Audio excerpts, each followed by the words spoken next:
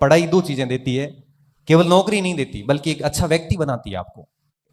आप कर सकते हैं, ऐसी कोई कठिनाई होती नहीं जो हमें लक्ष्य से दूर कर सके। पागलपन होना बहुत जरूरी है। तो मैं कह रहा था कि मैं जब वापस घर आया ना, तो मैं जैसे ही पढ़ने बैठता, तो मेरी पढ़ाई किताबें, और मैं फोन को तो आज भी जब पढ़ता हूँ तो ये ऐसे साइलेंट करके उल्टा रखता हूँ, आज भी उल्टा रखता हूँ। कई बार बच्चे कहते सर रेस्पॉन्स नहीं दिया, मैं देता ही नहीं हूँ।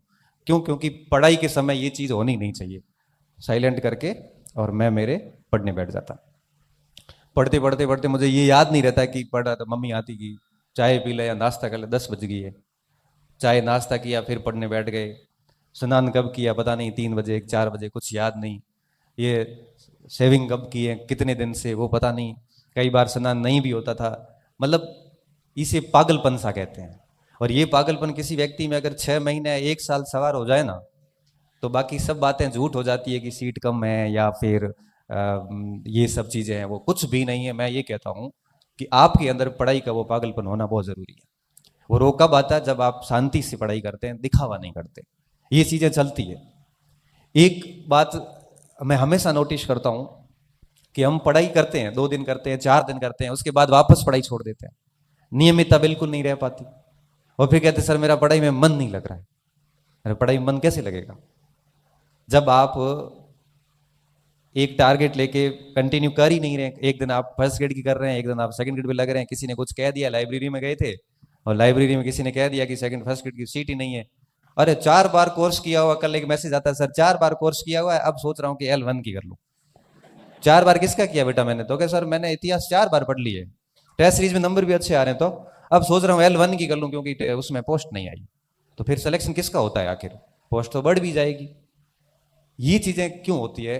ये चीजें सिर्फ इसलिए होती है कि हमारी नियमितता होती नहीं है। हम यहाँ पे लाइब्रेरी में गए, लाइब्रेरी में जाने के बाद किसी के पास में नई किताबें 4 देख ली, हमारा मूड खराब हो गया कि वो ये पढ़ रहा है, मेरे पास तो अलग किताबें हैं, उसके पास तो उसके नोट्स है, मेरे पास तो ये नोट्स है, मेरे नोट्स में तो वो शब्द लिखा हुआ ही नहीं है, इसके नोट्स में तो पढ़ा है। इन चीजों में मत उलझिए। मैं कहता हूं कि सामग्री लिमिटेड रखिए पास में, और सामग्री सिलेक्शन के लिए इतना अधिक जिम्मेदार होती नहीं है। सिलेक्शन के लिए जिम्मेदार चीजें जो होती है उसे हम कहते हैं कि आप उस सामग्री को पढ़ते कैसे हैं। आप एक ही किताब आप मुझे दे दो और एक ही किताब आप ले लो, दोनों उन किताब को पढ़ते हैं, और उसके बाद आप देखना कि दोनों के जब मार्क्स आएंगे तो आपको क्या लगता है दोनों के नंबर सेम आएंगे? नहीं आएंगे। क्यों? क्योंकि उसको पढ़ने का जो हमारा तरीका है वो दोनों का ही अलग अलग है। इसलिए कहते हैं कि ये लाइब्रेरी में वगैरह में जाओ तो अकेले तैयारी करो, ये फालतू डिस्कशन मत करो किसी से। ये सबसे बड़ी समस्या आजकल के स्टूडेंट में देखने को मिलती है। थोड़ा धैर्य रखिए, सब्र रखिए, तभी जाके चीजें होती है। आपको अचानक से चाहिए होता है, और आपको पता है प्रगति तो हमेशा धीरे धीरे होती है। जल्दी तो क्या होता है? पतन। जल्दी हमेशा पतन होता है, प्रगति हमेशा धीरे धीरे होती है। एक दो लाइन आती है कि कह रहा है सौर ए दरिया को समुद्र का सुकून। शब्द है कि कह रहा है शौर ए दरिया को समुद्र का सुकून, कि जिसमें जितना ज़र्फ है वो उतना ही खामोश है। कि जिसमें जितना ज़र्फ है वो उतना ही खामोश है। मतलब ये होता है, दरिया का मतलब नदी, और समंदर का मतलब आपको पता है ओशियन। दरिया हमेशा शोर करती है, नदियां आवाजें करती है, समुद्र में कोई आवाज नहीं आती। तो क्या कह रहा है कि सौर ए दरिया को पूछता है समुद्र का सुकून। समुद्र हमेशा कैसे रहता है? सुकून में। और गहरा कौन है? समुद्र। पानी किसके पास अधिक है? समुद्र के पास। लेकिन आवाजें कौन कर रहा है? दरिया। कि सौर ए दरिया को पूछता है समुद्र का सुकून, कि जिसमें जितना ज़र्फ है, जिसमें जितनी गहराई है, सहनशीलता है, वो उतना ही खामोश है। इसलिए कहता हूं कि ये आप खामोशी जो होती है ना, ये सबसे बेहतरीन इलाज होती है। पढ़ते जाइए, जितना ज्यादा पढ़ेंगे, जितना ज्यादा शांत रहेंगे, दुनिया से अलग रहेंगे, एक दिन अपने आप ही लाइमलाइट में आ जाओगे। एक दिन ऐसी पहचान स्थापित होगी कि कोई ज्यादा कुछ करना नहीं पड़ता। आपको लगता होगा जैसे आप मेरे को देख रहे हैं, या आपको लग रहा है कि ये व्यक्ति बना कैसे है? कुछ भी नहीं है।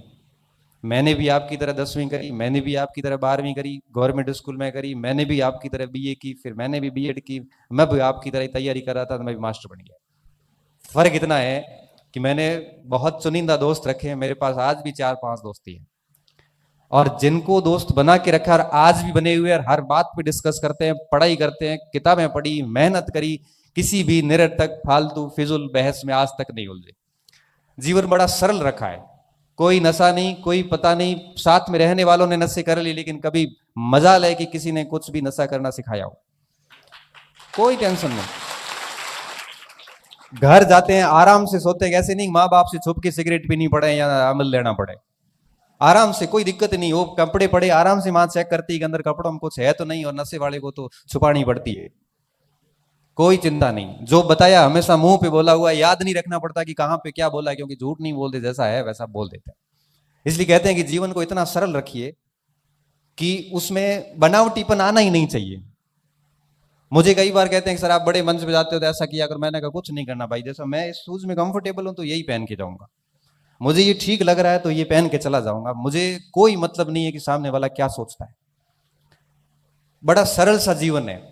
कॉलेज में जाता हूं, बच्चों से बहुत ही क्लोज होकर बात करता हूं कि क्या दिक्कत क्या है, कोई ऐसा बनावटीपन मैं नहीं लाया। और मैं हमेशा इसलिए आपको भी कहता हूं कि बड़ा सरल जीवन रखिए अपना, क्योंकि देखो हर हर प्रकार के लोग आपको जीवन में मिलेंगे। आप जैसा जैसा जहां जहां जाओगे ना, आपको अलग हर टाइप के लोग मिलते हैं। या सूरतगढ़ आके भी बाड़मेर के एक बच्चे का मुझे बाद में पता चलता है कि वो यहाँ आके स्मगलिंग करना शुरू कर गया। स्मगलिंग मतलब ये नशे पत्ते करना और उसका व्यापार करना शुरू कर गया। आया पढ़ने था। एक बच्चे के बारे में मुझे जब उसके बड़े भाई ने बताया कि सर इसको समझाओ, मैंने कहा समझा दूंगा, ले आओ। मैंने सोचा कि उसको पढ़ाई समझ में नहीं आ रही है, या मैंने सोचा कि कोई मोबाइल्स में आजकल गेम आते हैं, ऐसा कुछ खेल रहा है तो समझा देंगे। तो वो ले आया उसको, तो मैंने कहा संडे को आना, अपन फुर्सत में उस बच्चे को समझा देंगे तो पढ़ लेगा। मैंने सोचा कंफ्यूज है कि किसकी तैयारी करूं। तो आए वो 3-4 बजे शाम को आए, दोपहर में आए। मैंने कहा हाँ बता क्या हो, तो सर ये बेचता है वो पुड़िया उड़िया। मैंने आपको कह रहे क्या, कहाँ से? तो सूरतगढ़ गया था और उसके बाद ही रास्ता भटक गया है और बुरी तरह से बिछड़ा हुआ है। मुझे सच में पहली बार पता चला कि यहां आने के बाद कुछ बच्चे ये भी करते हैं। इसलिए मुझे लगता है कि आप यहां सब घर बार छोड़ के यहां बैठे हैं तो मन में सोच के आए कि 1 या 2 साल में कहानी खत्म करके घर जाएंगे। कहानी खत्म ढंग से करनी है। कहानी खत्म का मतलब ये नहीं है कि कहानी खत्म का मतलब ये नहीं है कि बहुत दर्दनाक अंत हो उसका। कहानी ऐसी होनी चाहिए कि वापस जाने के बाद में साथी आपके कहें कि यार ये तो बहुत सामान्य व्यक्ति था और बहुत अच्छी जगह चला गया, और फिर रास्ते अपने आप। मैं आपको बताऊं, कोई भी व्यक्ति सोच के नहीं निकलता कि मैं आईएएस बनूंगा। मैंने मेरे जीवन में नहीं सोचा था कि मुझे इस प्रकार का मंच मिलेगा और मैं ऐसे मंच पे आके बोलूं। मैं बड़ा शर्मीले नेचर का व्यक्ति था। 12वीं तक तो ये हालात थे कि सर मुझे प्रार्थना के लिए भी आगे बुलाते थे, तब भी मेरा हाथ ऐसे करता था। मैंने कभी नहीं सोचा था कि ऐसा की चीजें होगी। मैंने इतना जरूर सोचा था कि सिविल सर्विसेज की प्रिपरेशन करूंगा या सेना में चला जाऊंगा, लेकिन वो दोनों चीजें स्वास्थ्य के साथ चली गई। मस्तिष्क में नहीं था कि इस हायर एजुकेशन में आएंगे और आप बच्चे मुझे सुनेंगे। सब डेस्टिनी ने तय कर रखा है आप कहां जाने वाले हो। बस बात यह है कि सब्र के साथ में तैयारी होते रहना बहुत जरूरी है। बस मेहनत करते जाओ। आप कहां पहुंचने वाले हो ये आपको नहीं पता। 4 पंक्तियां आती है, सुरेंद्र जी बोलते हैं तो मैं भी थोड़ी बोल लेता हूं कि ख्वाब जहां पलते हैं, ख्वाब तो आप समझते हो कि ख्वाब जहां पलते हैं मेरे, खबर वहां तक रखता हूं। ख्वाब जहां तक पलते हैं मेरे, खबर वहां तक रखता हूं। जमीन पर पांव है मेरे और नजर आसमान तक रखता हूं। जमीन पर पांव, क्योंकि डाउन टू अर्थ होना व्यक्ति को बहुत ज्यादा जरूरी है, और नजर आसमान पर रखता हूं। और मंजिल से भी वादा कर रखा है मैंने मिलने का। मंजिल से भी वादा कर रखा है मैंने मिलने का। और अब देखना यह होगा कि सब्र कहां तक रखता हूं, कि सब्र कहां तक रखता हूं, क्योंकि ये बहुत जरूरी होता है। 2 महीने में कई बार आपको रिजल्ट चाहिए होता है। मैं कई बार मेरे पास मैसेज आते सर आपका कोर्स लिया है और 6 महीने में हो जाएगा क्या? 6 महीने में बेटा वैलिडिटी पूरी होगी और तो कुछ नहीं होगा। 6 महीने में कोर्स नहीं होता। क्यों? क्योंकि आप किताब से पढ़ो, चाहे आप कोर्स से पढ़ो, चाहे आप गाइड से पढ़ो, एक विषय अपना समय लेता है। आपको उसको दिमाग में डालने, वापस 4 से 5 बार रिवीजन करने में वक्त लगेगा। अगर 1-1.5 साल के लिए सब्र रख सको तो तैयारी करो। और आपको लगता है कि नहीं हमें 5 और 6 महीने में ही नौकरी चाहिए, तो बेटा वो पॉसिबल नहीं है। क्योंकि कोई भी विषय हो, चाहे पॉलिटिकल साइंस हो, चाहे हिस्ट्री हो, चाहे हिंदी हो, चाहे इंग्लिश हो, विषय अपना प्रॉपर समय मांगता है। और जब मैं कहता हूं कि आप बाड़मेर छोड़ के या जालोर छोड़ के या जोधपुर छोड़ के या नागौर छोड़ के यहां सूरतगढ़ आते हैं, तो आपको तो वहां से केसरिया करके आना चाहिए। केसरिया समझते हो? केसरिया का मतलब क्या होता है कि अब आर या पार। फिर ये घंटे काउंट नहीं होते 14 हुए कि 15 हो गए। पूछते हो ना, मुझे बड़ा ऐसे दया सी आती है, क्रोध भी आता है। कहते सर कितने घंटे पढ़ूं? तो मैं कहूंगा कि 3 घंटे पढ़ना है, तो 3 घंटे पढ़ेगा। घंटे काउंट क्यों करने पड़ रहे हैं? जब वहां से घर से निकल ही गए हो तो ठीक से निकलो ना भाई। अब पता है कि जैसे खानवा के युद्ध में महाराणा सांगा निकले हैं और हसन खान मेवाती अगर निकला है, तो ये सोच के निकला है कि हम जिंदा वापस आके भोजन करेंगे घर आके। वो ये सोच के निकले हैं कि यहां तो बाबर रहेगा या हम रहेंगे, बात खत्म। और फिर युद्ध भी उस स्तर का होता है, और युद्ध उस स्तर का होता है, फिर परिणाम भी उस स्तर के आते हैं, और 400-500 साल बाद में भी हम याद करते हैं। इसलिए कहते हैं कि जब घर से निकल ही गए हैं, तो मुझे लगता है कि ना घंटे काउंट करने चाहिए, ना पोस्ट काउंट करनी चाहिए, ना कंपटीशन कितना मार्केट का ये देखना चाहिए। हमें सिर्फ ये देखना है कि आप कितने रेडी हैं। मैं आपको 5 प्रश्न पूछ लूंगा और क्या आप मुझे उत्तर देने में सक्षम है? कई बार मैं बच्चों से बात करता हूं, तैयारी है पूरी? हाँ तैयारी पूरी है। प्रश्न पूछूं? प्रश्न नहीं पूछना। क्यों? तो तैयारी कैसी पूरी है? कॉन्फिडेंस तो ये होना चाहिए ना कि तैयारी पूरी है, पूछ सकते हो, आप कहीं से भी पूछ सकते हो। मैं इंटरव्यू देने गया कॉलेज लेक्चर है प्रोफेसर का, तो उन्होंने जाते ही पूछा कि कौन सा भाग तैयार करके आए हो। यद्यपि मैंने राजस्थान इतिहास और विश्व इतिहास नहीं पढ़ा था, क्योंकि इतना टाइम मिला नहीं, इंडियन हिस्ट्री पढ़ के गया था। मैं सर सारा ही तैयार है। कॉन्फिडेंस तो रखो, सारा ही तैयार है। नहीं आएगा तो मना कर देंगे, अपराध थोड़ी है। तैयार तो है, तो परीक्षा पास हुई है। कहां से पूछे? मैं जैसा भी आपको ठीक लगे। तो आधुनिक से पूछ लें। हाँ सर वही पढ़ा हुआ था, मन में सोचा वही पढ़ा हुआ है। शुरू कर दिया, चलता रहा, चीजें चलती रही, बड़े आराम से चलती रही। तो ये कॉन्फिडेंस कब आता जब आपने सच में पढ़ाई की है। कोई कहता सर रात को पढ़ूं कि सुबह पढ़ूं उठ के? भाई पढ़ाई करनी है, कभी भी करना। कभी कभार रात को कर लो, कभी सुबह उठ के पढ़ लो। लेकिन बात यह है कि हम पढ़ रहे कि नहीं पढ़ रहे। यहां पे आके पंचायती कर रहे हैं क्या? यहां पे आके पुस्तक भंडार पे, लाइब्रेरी के अंदर, या 4 रूम लिए और बीच में बैठ के आराम से अगर आप पंच बने हुए हैं, तो मान के चलना कि आप अपनी असफलता की कहानी उस जगह बैठे बैठे लिख रहे हैं। ये कंपटीशन है, बड़ा निर्दयी है। ये नहीं देखता कि आप किस गरीब परिवार से आते हैं या अमीर से आते हैं। ये नहीं देखता है कि आपके घर वालों ने कितने सेक्रीफाइस करके आपको यहां भेजा है। ये भी नहीं देखता कि आप पहले कितनी बार फेल हुए हैं और आपको नौकरी की सख्त आवश्यकता है। ये भी नहीं देखता कि आपके ऊपर पीछे पूरा परिवार इंतजार में बैठा है कि नौकरी लगे तो इन 2 बच्चों को आके भेजूं। ये भी नहीं देखता कि आपके हालात अच्छे नहीं है, आपको नौकरी की सख्त आवश्यकता है। ये सिर्फ ये देखता है कि ओएमआर सीट में आपने घोड़े कैसे भरे। वो सीधी कंप्यूटर में ओएमआर सीट स्कैन होती है, सीधे नंबर आते हैं, किसी 120 में से 18 आते हैं, किसी 120 में से 112 आते हैं।